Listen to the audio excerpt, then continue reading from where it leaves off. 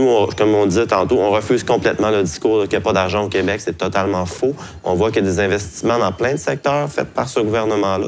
Alors, à un moment donné, il va falloir faire les choix pour l'intérêt de la population. Danny Lacasse, vice-président des secteurs privés à la Fédération de la santé et des services sociaux CSN. Je suis Sébastien Rivard, coordonnateur du regroupement intersectoriel des organismes communautaires de Montréal. C'est clair que le milieu communautaire, on n'a jamais été aussi inquiet.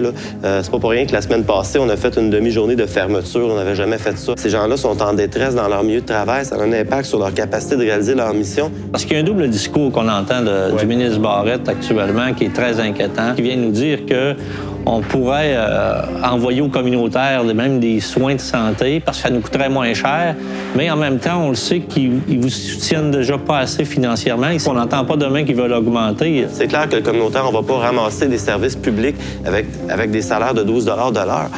Ça n'a aucun sens. En tout cas, moi, nous, ce qui nous inquiète beaucoup, c'est en créant ces grosses structures-là où les décisions vont être prises très loin du milieu et aussi que tout soit centralisé au niveau de l'argent parce que vous allez en étant intégré le communautaire à la santé dans une même organisation.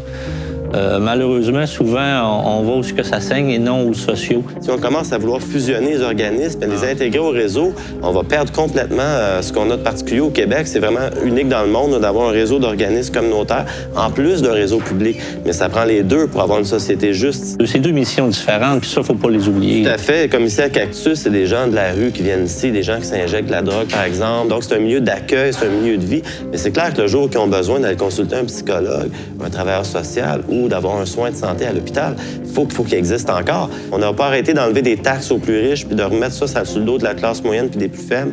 Ça n'a pas de sens. Il faut trouver un autre équilibre. On l'a vécu en 2008, la crise financière. Ouais. Puis au Québec, c'est un endroit qui a été à peu près le moins touché parce qu'on investissait beaucoup, justement, dans nos réseaux publics, etc. On subventionnait le communautaire, ce qui a permis de garder notre économie quand même en bonne voie.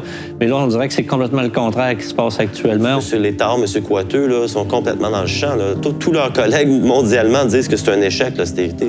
Pourquoi s'entêter là-dedans au Québec? Ça, c'est incompréhensible.